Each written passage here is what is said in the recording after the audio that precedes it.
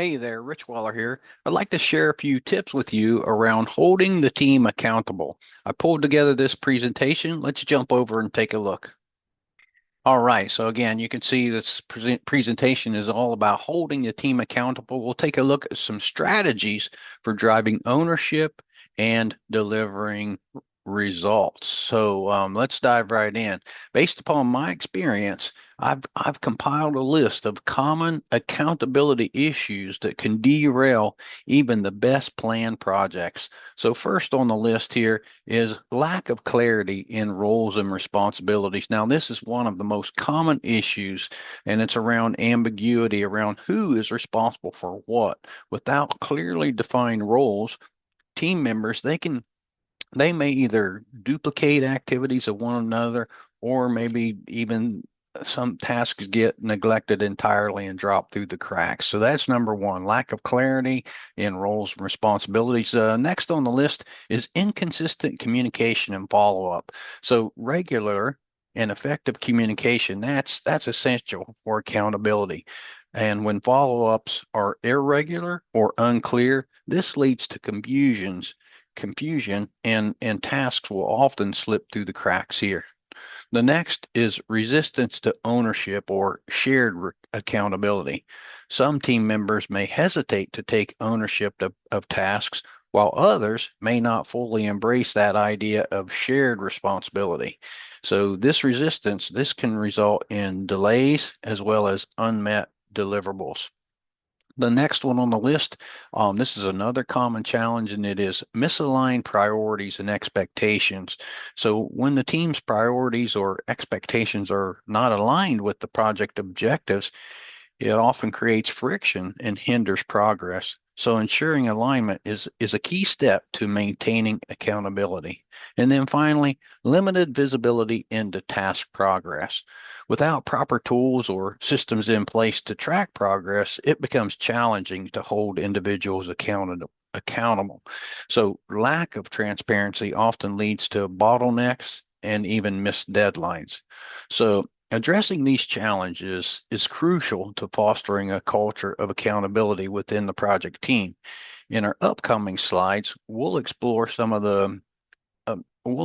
a solution to overcome these barriers and improve that accountability at every level.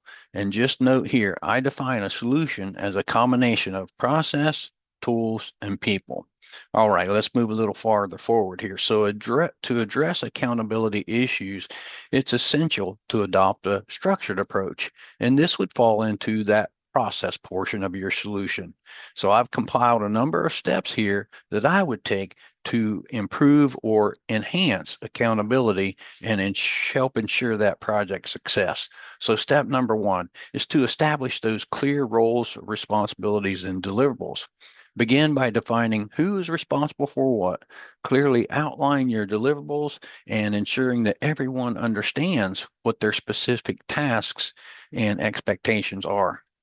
Step number two is to set measurable objectives with realistic timelines and create those objectives that are smart. Smart objectives, specific, measurable, achievable, realistic, and then time bound. That's key. Ensure those timelines they are realistic and also agreed upon by all stakeholders. And this will help prevent burnout or missing those key deadlines.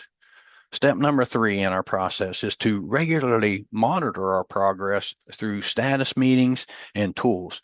Use tools and structured meetings to track progress, identify those roadblocks, and recalibrate as you need to. Encourage open communication during these sessions to foster that transparency. And then the next one here is to foster a culture of ownership with recognition and feedback.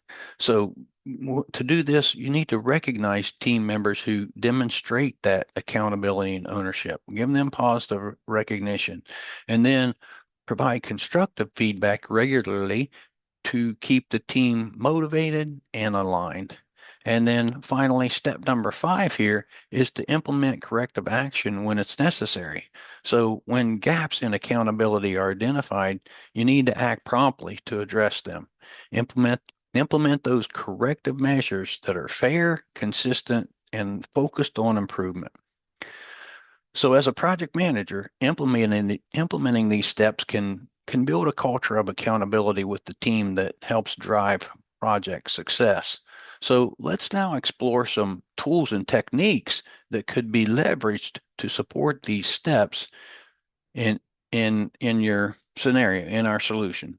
So from my experience, I have found that implementing these tools and techniques can help with that accountability. The first tool that I would put in place is a responsibility matrix, a responsibility assignment matrix. And you can see the acronym there of a RACI. So I would implement a RACI chart or a RACI matrix. This helps define and clarify the roles and responsibility by categorizing the tasks as well as who's responsible. That's your R, accountable, consulted, or informed. There's your RACI. So again, this tool is pretty simple, easy to pull together, but I can tell you it helps ensure that there's no confusion around who owns what or who's doing what.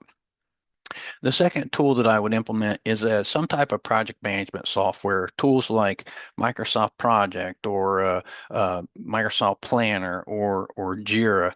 These can help streamline your task tracking, help you keep track of those, better keep track of those deadlines and your progress updates. These platforms, they provide transparency and keep the team aligned with that project plan or that project schedule. Number three in my list of top tools here is regular progress dashboards and KPIs. So those dashboards provide real-time insight into our project metrics as well as our performance. Those KPIs or key performance indicators, they help us monitor our progress and maybe identify areas that need improvement.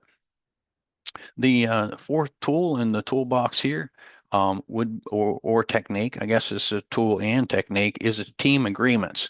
And this would involve creating a team charter. Again, working with the team to sit down and create that team charter. Do this early on when the team first comes together, because setting those clear team agreements up front, that helps with alignment, helps with managing expectations.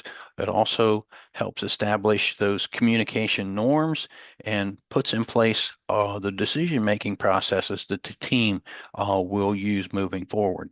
And these agreements, they too foster a shared sense of accountability.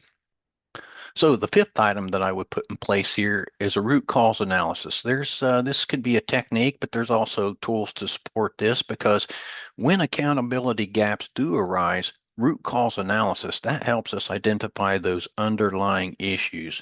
In addressing these issues at their core, this prevents reoccurring problems and also strengthens teams' accountability. As mentioned, as a project manager and working collaboratively with your team, using these tools and techniques can reduce and or maybe even eliminate accountability challenges. So we've discussed the process side of the solution on the previous slide and the tools and techniques here. So now let's talk about how to make these changes actually stick. And this involves focusing on the people element of the solution. So as mentioned in the beginning, I see a solution as involving a process, tools, and people.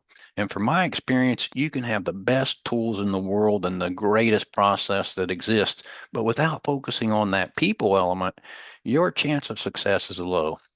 So I've compiled five different strategies here to embed accountability into the team's culture and ensuring that it becomes a long-lasting practice as opposed to just some temporary effort. So number one is to build a culture of trust and transparency. That trust and transparency, it's a foundation. I say trust is a one of the big blocks in your foundation of building the house for your team. Trust and transparency are the foundation of accountability, and you want to foster open communication where team members they feel comfortable sharing challenges and their progress without fear of getting in trouble or fear of catching some kind of blame. So number two is to lead by example. So accountability, it starts at the top. And as a project manager, you want to model the behaviors that you want to see in your team. Be consistent, reliable, and proactive in addressing both the successes as well as your challenges. All right, number three, encourage team collaboration and support. Promote collaboration by creating those opportunities for the team to work together and or to support one another. A collaborative environment naturally fosters a sense of shared accountability. Next on the list, number four, provide continuous learning opportunities. Invest in your team's growth by offering training, mentoring, and skill building opportunities. When the team feels empowered and equipped, they are more likely to take ownership of their responsibilities. I once heard a phrase that said, learn together and work together. I think that's a great one.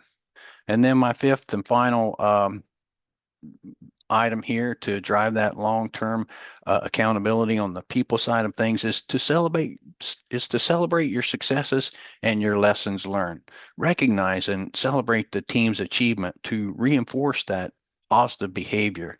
And then similarly, reflect on those lessons learned from the challenges to drive improvement and prevent reoccurring issues. This long-term accountability, it's about creating a culture that values ownership, trust, and continuous improvement. So to close out here, I'll say this: developing and implementing a solution, again, people, process, and tools similar to what we've walked through in this presentation, this can help ensure the team remains committed and aligns to the project's goals. I sincerely hope you found value in this presentation. Best of luck.